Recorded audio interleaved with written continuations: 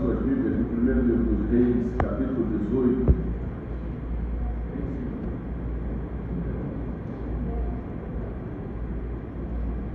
Primeiro livro dos Reis, capítulo 18, nós vamos desde 41 ao 45. Enquanto os irmãos acham o texto sagrado, permitam-me também aqui parabenizar a nossa SAF pelo encontro que foi realizado neste final de semana próximo. Foi uma bênção de Deus. A Confederação Nacional de SAF estava presente, na pessoa da sua presidente, a irmã Ana Maria estava aqui, também a presidente da Confederação da Sinodal e também as presidentes das federações dos presbitérios, e nós tivemos a honra de receber esse encontro nesses dias ali no Pedras Vivas. E eu tenho certeza que foi muito edificante, nossas irmãs foram extremamente abençoadas, e, meus irmãos, isso é apenas parte de um calendário nacional, no qual a IP Manaus ela começa a entrar nesse roteiro, agora de forma mais efetiva. Até o Supremo de 2026, nós estaremos recebendo também outros encontros nacionais aqui. Esse ano ainda nós estaremos recebendo o encontro nacional da UMP. Então, a UMP também estará aqui, a nossa UMP nacional também estará aqui, o presidente nacional, os secretários, os irmãos dos outros estados estarão aqui presentes conosco no encontro do UMP nacional, e nós acreditamos que até 2026 as outras federações, as outras secretarias, as outras autarquias também estarão presentes conosco aqui, no nome de Jesus. Então serão aí 2 anos bem intensos da IP Manaus, né? E isso também trará para nós um fruto maravilhoso, deixará nessa igreja a partir de 2026 para a glória de Deus. Nós estamos crendo em algo muito bom, em nome de Jesus, uma aproximação saudável. A Junta de Missões Nacionais estará presente na Conferência de Missões agora, o presidente da Junta de Missões Nacionais estará presente, o reverendo Albertes. Já temos conversado, temos falado a respeito do interior do estado do Amazonas. Enfim, muitas coisas boas Deus está nos trazendo para a glória do seu nome. Então, novamente, Deus abençoe a nossa SAF e parabéns pela organização, que está tudo muito lindo, muito lindo mesmo, muito bem feito. Deus abençoe nossas irmãs em nome de Jesus. Primeiro livro dos Reis, capítulo 18, verso 41, diz assim: Então disse Elias a Acabe: Sobe, come e bebe, porque já houve ruído de abundante chuva. Já se ouve ruído de abundante chuva. Subiu Acabe a comer e beber. Elias, porém, subiu ao cimo do monte e, encurvado para a terra, meteu o rosto entre os joelhos. E disse ao seu moço: Sobe e olha para o lado do mar. Ele subiu, olhou e disse: Não há nada. Então lhe disse Elias: Volta e assim por 7 vezes. A 7ª vez disse: Eis que se levanta do mar uma nuvem pequena como a palma da mão do homem. Então disse ele: Sobe e disse a Acabe: Aparelha o teu carro e desce, para que a chuva não te detenha. Dentro em pouco os céus se enegreceram com nuvens e vento, e caiu grande chuva. Acabe subiu ao carro e foi para Jezreel. A mão do Senhor veio sobre Elias, o qual surgiu os lombos e correu adiante de Acabe até a entrada de Jezreel. Amém. Meus queridos irmãos, nós estamos num texto muito conhecido, que fala sobre o que acontece logo após a batalha, se assim nós podemos dizer, de Elias com aqueles 850 profetas, falsos profetas, 450 falsos profetas de Baal e 400 falsos profetas de Azera. Elias, ele chama eles até o Monte Carmelo, ali faz aquele famoso desafio, do qual Deus é que responderia aqueles sacrifícios que estavam ali sendo oferecidos. Nós conhecemos bem o que aconteceu nessa situação, e eu não quero voltar a ela, eu quero me ater a esses versos que nós lemos. Agora, Elias, após esse momento, continua no Monte Carmelo, e acontece isso que nós lemos. Ele diz a Acabe que Acabe volte a comer e beber, porque vai haver grande chuva. Para nós entendermos ainda melhor o que está acontecendo aqui, nós precisamos ler o texto de Tiago. Tiago, capítulo 5. Eu quero convidar vocês também a ler comigo Tiago, capítulo 5, a partir do versículo de número 16.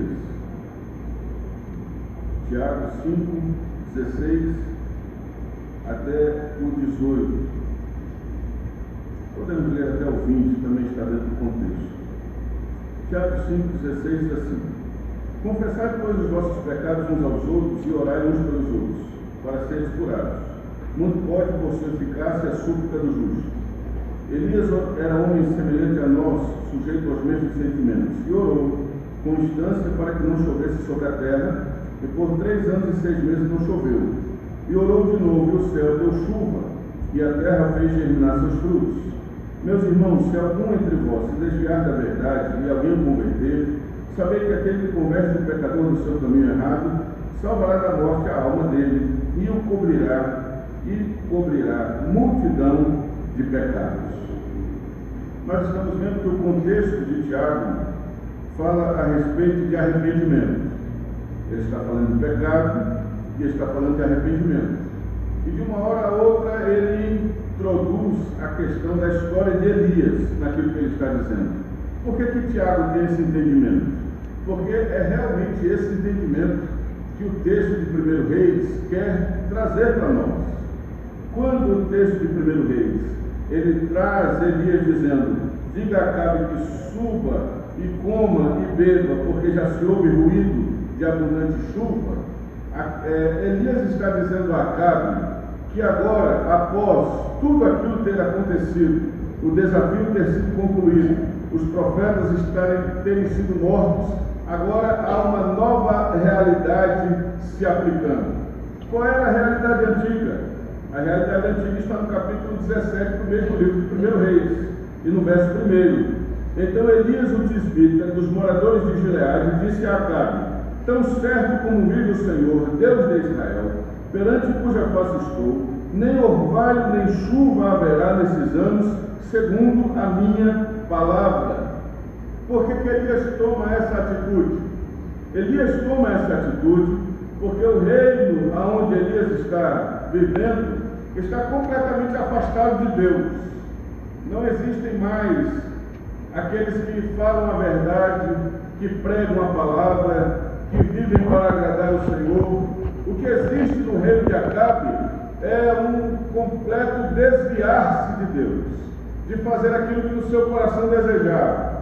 Acabe e sua mulher Jezabel estão guiando toda a nação a transgredir diante de Deus, a fazer aquilo que era errado. E Elias aparece como do nada no capítulo 17. É até difícil você saber de onde Elias saiu, porque esse lugar, quando fala que ele é o tisbita, até para definir que cidade é essa, que local é esse, nós temos dificuldade. Elias, ele aparece nessa narrativa dizendo: olha, segundo a minha palavra, não vai chover sobre a terra, por uma determinação divina e por consequência do pecado daquele povo. Então, por consequência ao pecado daquele povo, não chove naquela nação. Por consequência do pecado daquele povo, por esses anos que Elias determina na sua palavra, no capítulo 17, verso 1, a chuva não vem sobre a terra. Por consequência da transgressão, por consequência da desobediência, por consequência da iniquidade, não há chuva sobre aquela nação. Agora, com a morte dos profetas, com o humilhar-se diante de Deus, com o povo dizendo ao Senhor: agora nós seguiremos a Deus, nós faremos a sua vontade, após o fogo do céu descer sobre aquele charco de água misturado com corpos de animais, com sangue, e lamber toda aquela situação, após isso acontecer e o povo voltar-se e arrepender-se para Deus, agora, ao invés de haver seca sobre a terra, agora haverá chuva. E é por isso que Tiago faz menção desse texto na sua carta, porque Tiago quer que os seus leitores saibam que há uma consequência para o pecado, mas Tiago também quer que os seus leitores saibam que quando há arrependimento, essa consequência que nos atingiu frontalmente por causa da nossa transgressão, ela pode ser sim revertida. Não que você não vá viver as consequências do pecado, mas que você pode sim contar com a graça de Deus enquanto você enfrenta aquilo. Esse é o contexto desse texto que nós lemos. Essa é a razão desse texto estar aqui. É mostrar que após o conserto, a chuva veio. Que após colocar a sua vida em ordem, a chuva veio. Que após matar os profetas de Baal e de Azera, a chuva veio. Que após o povo realinhar-se com Deus e reafirmar a sua aliança, a chuva veio. Mas enquanto havia transgressão, o céu não deu chuva durante o tempo em que esse povo continuava em transgressão. O que Elias aqui e o escritor sagrado desse livro quer que nós entendamos é que o pecado sim trará suas consequências. O pecado sim trará seu resultado. Porque, irmãos, aqui já no primeiro ponto, nós precisamos ter medo de pecar. Nós precisamos ter medo de pecar. Porque todo pecado trará sua consequência. Por menor que seja. Por mais insignificante que ele pareça. Ah, pastor, mas foi uma mentirinha que não tem nada. Vai trazer consequência. Ah, pastor, mas foi um clique na internet, ninguém viu o que eu estava fazendo. Vai trazer consequência. Ah, pastor, foi um momento de cabeça quente, e eu fiz aquilo, e eu nem sabia o que eu estava fazendo. Vai trazer consequência. Mas foi só alguns centavos que eu deixei de entregar a quem de devido. Vai trazer consequência. Ah, mas foi só 1 metro para cá, 1 metro para lá. Que diferença vai fazer num terreno tão vasto? Vai trazer consequência. Todo pecado terá consequências. O homem peca no jardim do Éden. Deus o perdoa, mas as consequências desse pecado nós estamos vivendo até hoje. É por isso que nós, como servos de Deus, como filhos de Deus, como servos do Altíssimo, como pessoas lavadas e remidas no sangue de Jesus, como gente que tem o nome escrito no livro da vida, nós precisamos ter medo de pecar. Não é porque eu sei que Deus vai me perdoar que eu vou me largar para fazer aquilo que eu quero e o que dá na minha cabeça. Porque sim, Deus me perdoará, mas a consequência eu vou vivê-la. Eu vou viver a consequência. Eu vou passar a seca. Eu vou viver o aperto. Porque o perdão de Deus vem, mas a consequência precisa ser vivida. É por isso que eu tenho um medo terrível de pecar. É por isso que eu tenho um medo terrível de fazer aquilo que não agrada a Deus. E eu peco diariamente. É por isso que eu vivo terrificado. Porque eu sei que cada pecado que eu cometo vai ter sua consequência. Cada erro, cada fato, cada palavra, cada pensamento, cada olhar vai ter sua consequência. Tudo que eu faço que desagrada a Deus tem sua consequência. Pastor, o senhor está falando de ficar fora do céu? Não, irmão. Você não vai ficar fora do céu. Você é um eleito de Deus. Nem se você quiser sair fora, você vai entrar no céu aos pontapés angelicais, mas tu vai para lá. Arrancado pelos cabelos, quem tiver. Quem não tiver, vai ser pela barba, pela mão, pelo pé, pelo dedo mindinho. Mas tu vai ser jogado dentro do céu. Não tem como deixar você fora. Mas essa consequência do pecado, enquanto aqui vivemos, é isso que me deixa com temor. E me faz ter temor. E me faz tentar andar com o menos pecado possível. Menos pecado possível. Senhor, eu sei que eu peco, não tem como não pecar. Deus tenha misericórdia, mas eu quero não pecar. Não é porque eu sou pecador, que a minha natureza é pecaminosa, que eu vivo em transgressão, que eu vou me largar no carnaval da vida e vou entregar-me completamente aos meus desejos carnais e minhas volúpias. Não, irmãos. E mesmo sabendo que eu sou pecador, eu vou lutar contra mim mesmo e fazer como Paulo, eu esmurro o meu corpo.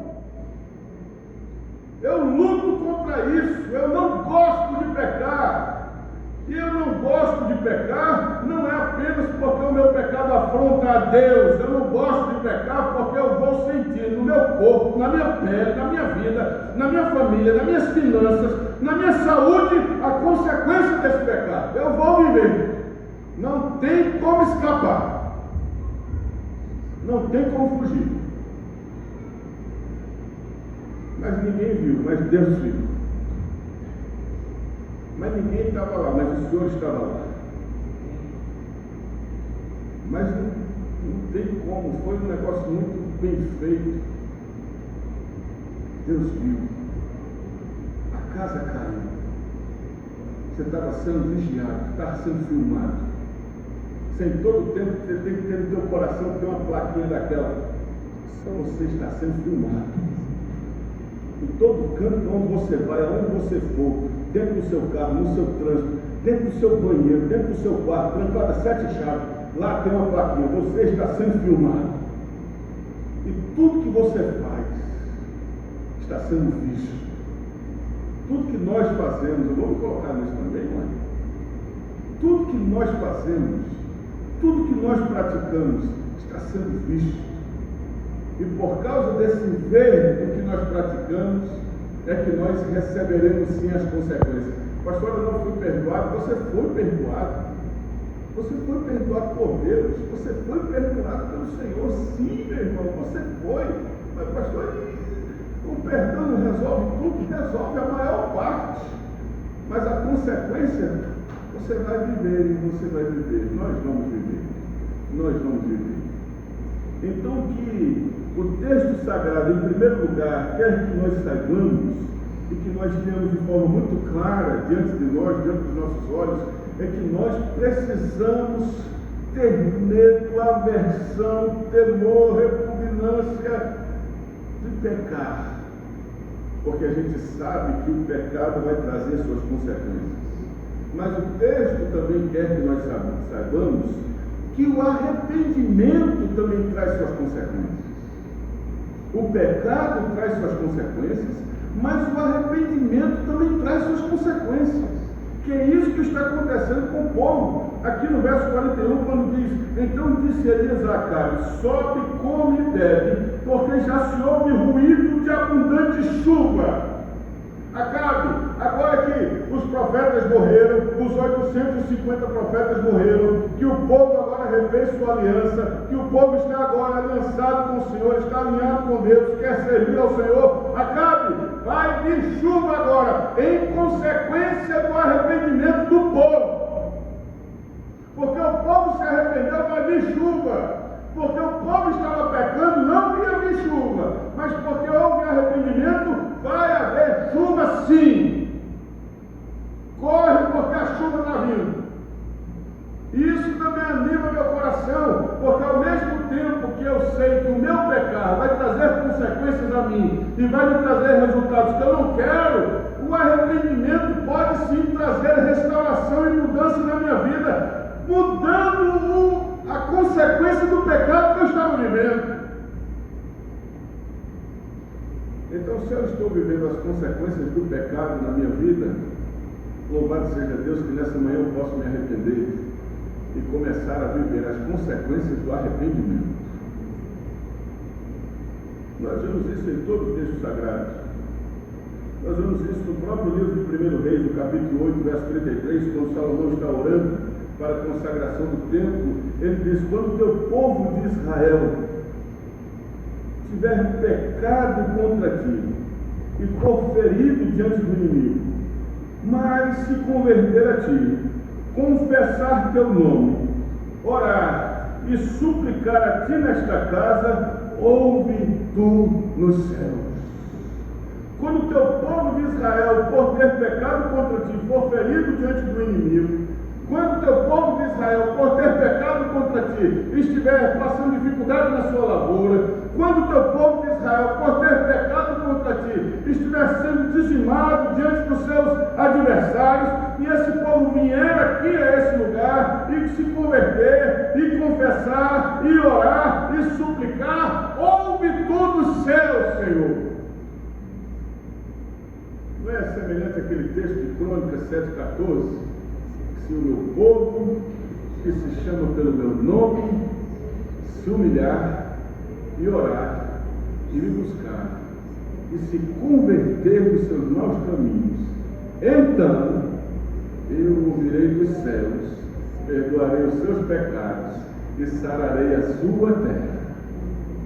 Há consequência sim para o pecado, mas há consequência também para o arrependimento. E é isso que Tiago, na sua carta, está dizendo aos irmãos para fazerem. Confessem os pecados uns aos outros, se arrependam-se de seus erros, de seus delitos, de suas transgressões, porque Elias, lá no primeiro livro dos Reis, no capítulo 18, ele orou para que não tivesse chuva, e depois orou para que viesse chuva, e Deus ouviu a oração de Elias, sendo um homem sujeito às mesmas paixões que nós. O que conforta o meu coração diante dessa mensagem dessa manhã, na verdade tudo conforta, até saber que o meu pecado tem consequência. De forma inexplicável, até isso me conforta, porque me mostra como um filho, não como um bastardo. Enquanto Deus estiver me batendo por causa do meu pecado, é porque eu continuo filho. Quando Deus não me bater mais por causa do meu pecado, eu me tornei bastardo. Na verdade, nenhum filho pode se tornar bastardo, mas a disciplina de Deus me mostra que eu sou filho.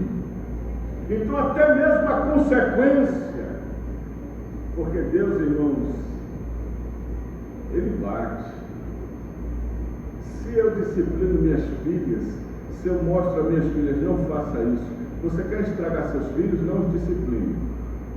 E eu não estou dizendo para você surrar eles, não. Violentá-los. Estou dizendo para disciplinar. E nós sabemos como disciplinar nossos filhos. Nossos filhos erram. Me dê esse celular aqui. Me dê esse celular aqui. Isso aqui é só daqui a 3 semanas. Pai do céu, vou morrer, vai. Pode morrer. Está aqui. Disciplina. Você não sabe usar isso ainda. Vem para cá. Pai, disciplina. Me dê isso. Nós íamos para o cinema, não vamos mais. Por quê? Porque você falou uma coisa que você não devia falar. Mas papai, o senhor não me ama, eu amo você de todo o coração, dou a minha vida por você, morro agora. Se for preciso, eu morro agora. Se disser assim, sua filha precisa de um coração, eu mesmo abro o meu peito, se isso for possível, os médicos agora estão tudo arrepiados. Eu mesmo abro o meu peito com a peixeira, tiro meu coração e entrego para você. Eu mesmo faço isso, eu te amo de todo o meu coração, de toda a minha alma, mas você vai ser disciplinado.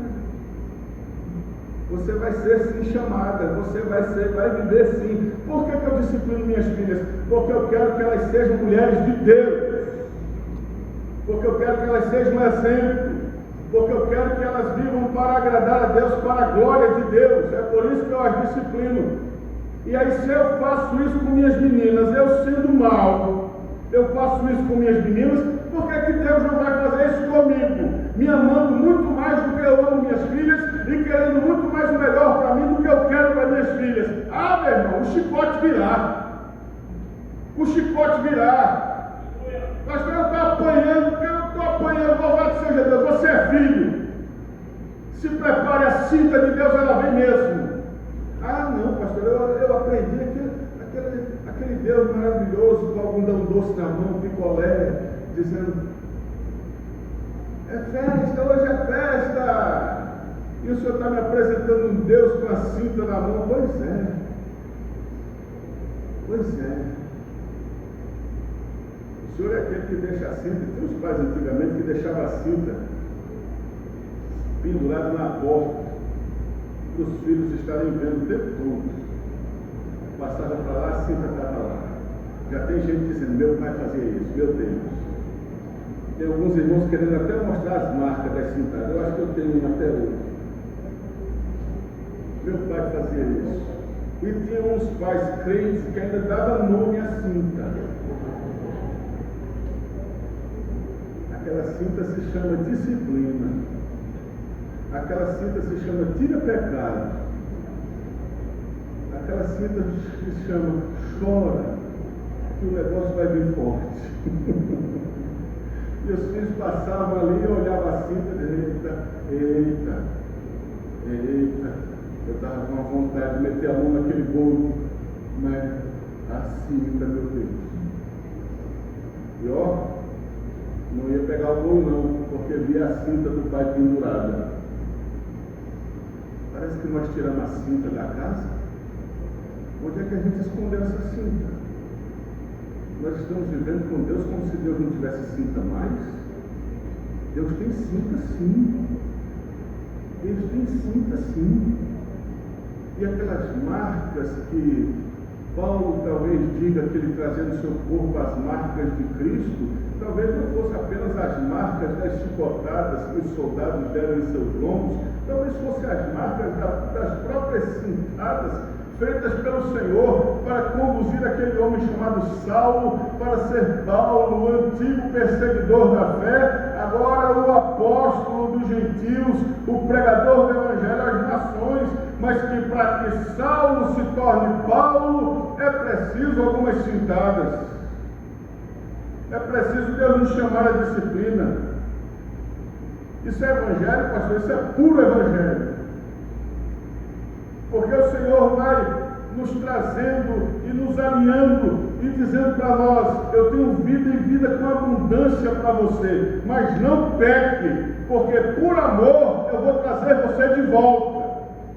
Eu vou trazer você de volta de um jeito que só eu sei fazer. E eu vou apertar você de um jeito que só eu sei apertar. Eu vou tocar em você em um lugar que só eu sei onde eu vou tocar. E só eu sei que tocando ali eu vou trazer você para cá de novo. E aí quando eu sei disso, eu digo, eu não quero isso, eu não vou pecar. Eu não vou transgredir. Talvez aqui nesta manhã esteja alguém sentindo as lapadas de Deus nas costas, nas pernas, no lombo, na cabeça, nos braços, dizendo, Senhor, que é isso, Senhor? É tanta pancada, é o diabo. E o Senhor vai dizer, não é o diabo que está te batendo, não, sou eu mesmo. E não adianta orar pedindo para, eu te repreendo, porque como é que você vai repreender o Eterno? Como é que se repreende a fúria no navio de Jonas? Como é que se repreende aquele grande peixe que o engoliu e levou até a cidade onde ele deveria ir desde o início? Como é que se repreende o que está acontecendo na história, onde Deus está conduzindo o seu povo e fazendo a sua vontade através das situações mais difíceis, das situações mais hercúleas? O que é que está acontecendo? Como é que a gente repreende isso? Não se repreende o Eterno. O que é que se faz então? Se arrepende. Se arrepende. Senhor, eu estou aqui. Como Paulo diz na sua segunda carta aos Coríntios, capítulo 7, verso 10, porque a tristeza, segundo Deus, produz arrependimento para a salvação. Que ninguém traz pesar, mas a tristeza do mundo produz morte. A tristeza, segundo Deus, produz arrependimento. E talvez nessa manhã essa tristeza esteja alcançando nossos corações, e louvado seja Deus por isso, porque essa tristeza produzirá arrependimento que vai redundar em salvação, que vai trazer-nos novamente à presença de Deus, que vai alinhar-nos novamente com o Senhor, e que está dizendo a cada um de nós, não peque, porque se você pecar, se nós pecarmos, nós vamos viver o resultado e a consequência desse pecado. Mas se porventura alguém pecar, se arrependa, porque a consequência do arrependimento também será vivida.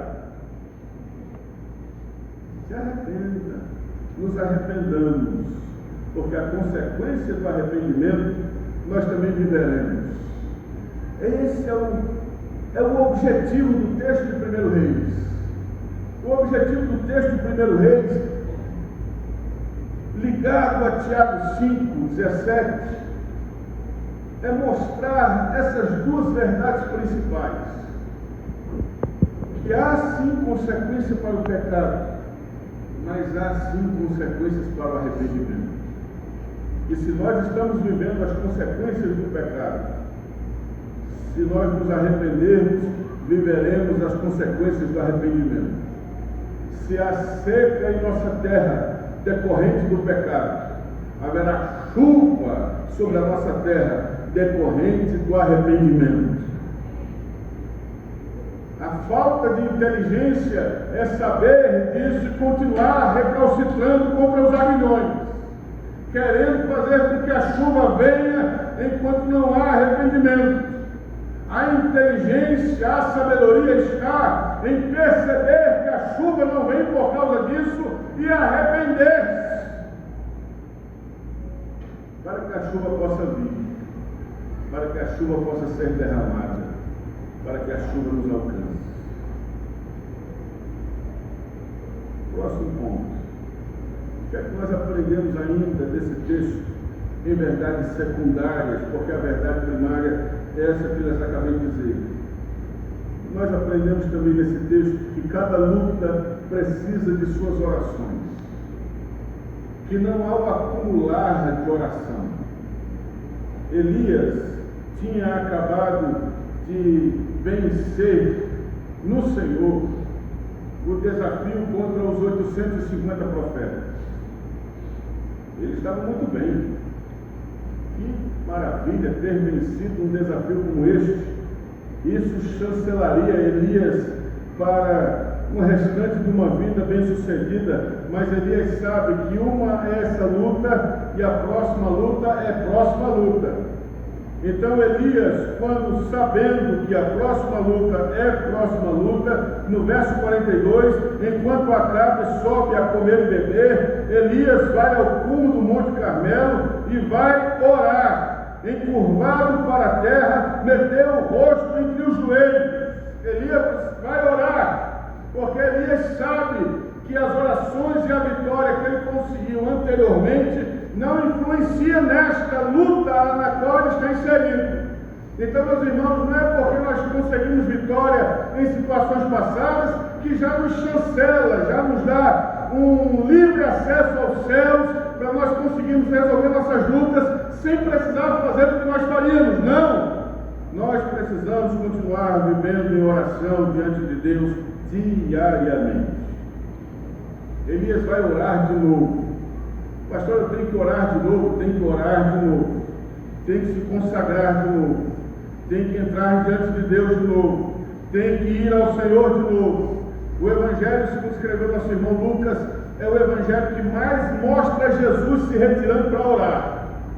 Em vários textos de Lucas, mostra Jesus se retirando para orar. Eu tenho 3 aqui, pelo menos 3, 21, 6, 12, 9 e 28, onde Jesus se retira para orar. E quando chega no capítulo 11, verso 1, do mesmo Evangelho que escreveu Lucas, os discípulos, por verem Jesus orando tanto, eles chegam para Jesus e eles não perguntam para Jesus: nos ensine a expulsar demônios, nos ensine a ressuscitar enfermos, nos ensine a multiplicar pães, a ressuscitar mortos, nos ensine a multiplicar pães. Não, eles vão até Cristo e dizem: Senhor, nos ensine a orar. Porque a gente percebe que o Senhor logo sobe para o monte para fazer esse negócio aí de oração, e toda vez que o Senhor desce, as coisas acontecem aqui embaixo. Então o Senhor sobe, ora, desce e as coisas acontecem. Daqui a pouco o Senhor sobe, ora de novo, desce e as coisas acontecem. Depois o Senhor sobe de novo, desce e as coisas acontecem. Aqui a agenda do Senhor está lotada. 8 da manhã, o cego não sei de onde. 9 da manhã, o aleijado da Dona Maria. 10 da manhã, o irmão que não tem um olho vazado e o outro cheio. 11, o senhor está com a agenda cheia. Mas essa pode riscar aí que eu preciso orar primeiro.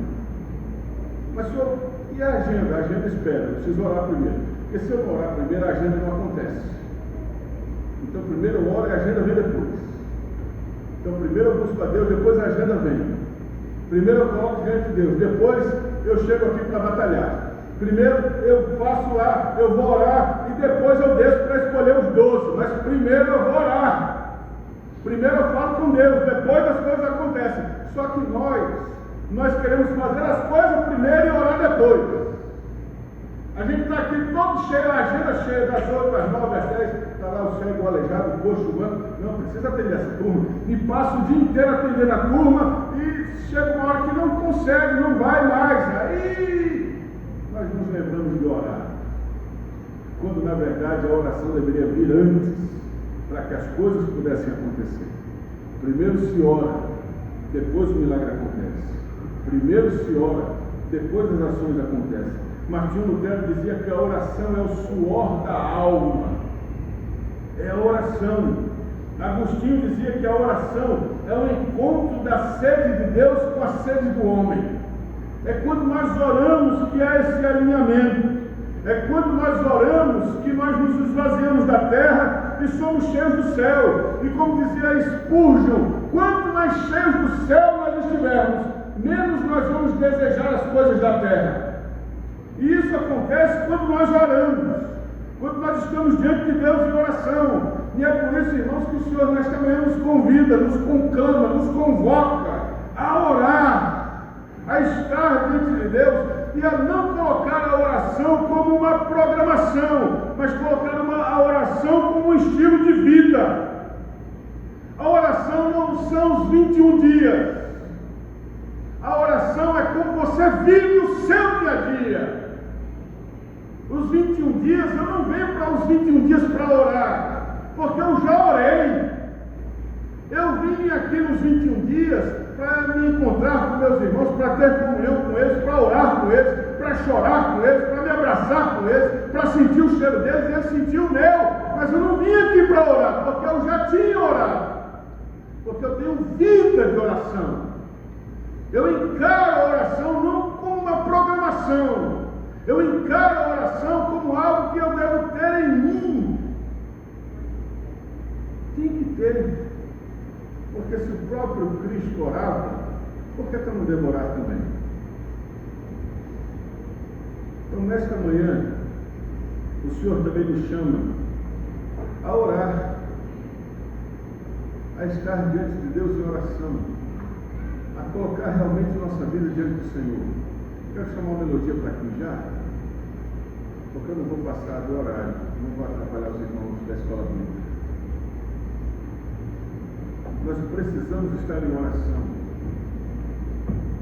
Nós precisamos sim ter uma vida em oração diante de Deus. Mas pastor, eu já orei tanto. Pois é, mas oração é assim, a gente nunca pode parar de orar. Oração é desse jeito, a gente não deixa de orar. Nós continuamos orando, nós continuamos clamando, nós continuamos pedindo. Em terceiro e último lugar, a nossa oração, ela precisa ser uma oração perseverante. E ela precisa ser uma oração perseverante e com atitude. De onde eu tiro isso? Verso 43 ao 46. E disse ao seu moço: sobe e olha para o lado do mar. Ele subiu, olhou e disse: não há nada. Então lhe disse Elias: volta. E assim foi por 7 vezes. Elias. Na 7ª vez disse, o moço falou para Elias: eu vi uma nuvem pequena, com a palma da mão de um homem, por sobre o mar Mediterrâneo. Imagina só, hoje pela manhã eu saí de casa, olhei para cima, para o céu, falei: meu Deus, tem uma nuvem, está parecendo o céu de Elias, no Monte Carmelo. Aí imagina só, você vê um céuzão anil desse lindo daqui do Amazonas, aí você olha para cima e diz assim: hoje não chove, jeito nenhum. Aí de repente uma nuvenzinha bem pequenininha aparece, vai ter chuva, vai ter chuva. É isso que Elias faz.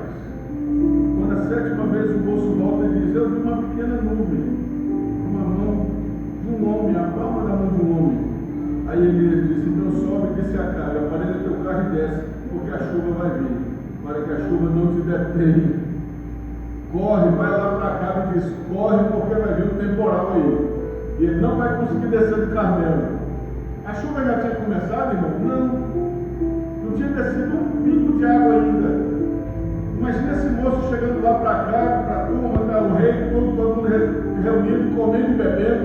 E aí o menino do profeta chega lá e diz: ó, o profeta falou para descer porque a chuva está vindo. Aí alguém pode ter saído fora.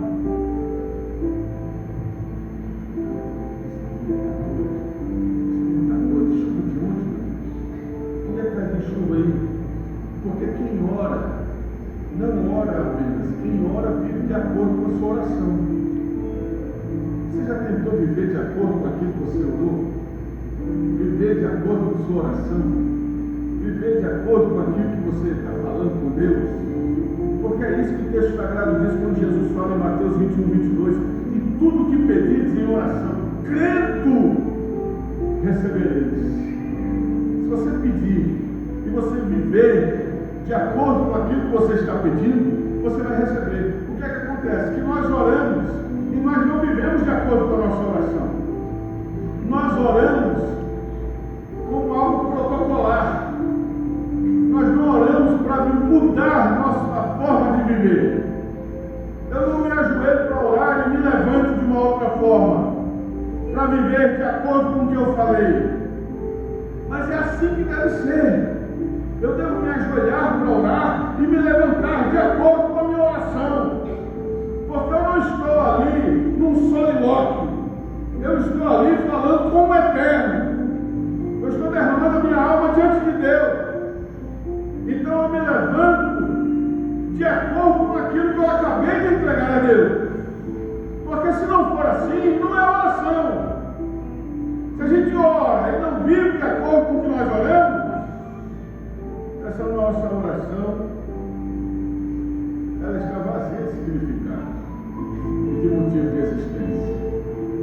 E é por isso, irmãos, que nessa manhã, nós, diante da palavra de Deus, nós estamos vendo que este povo recebe consequência de pecado e arrependimento. Que este profeta se põe a orar, mesmo depois de ter vencido das mais épicas batalhas da história bíblica. E este profeta pôs-se a orar com perseverança e agindo de acordo com a sua oração. Agindo de acordo com a sua oração.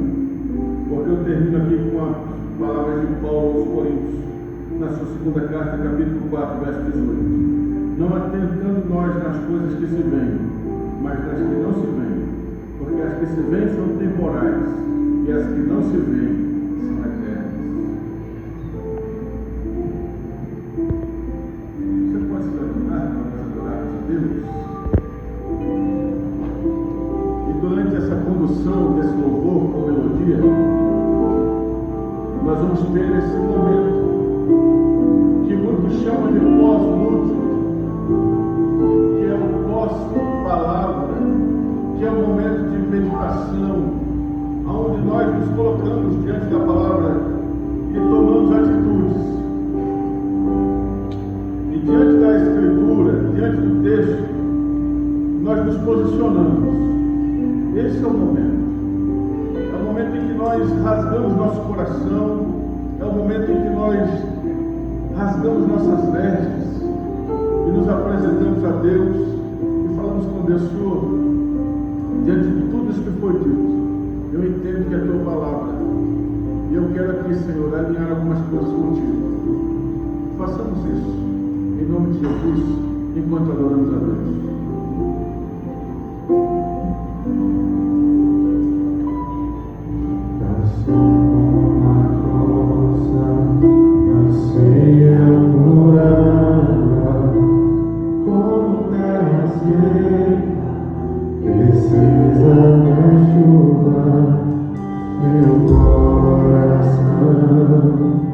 Tem sede de ti.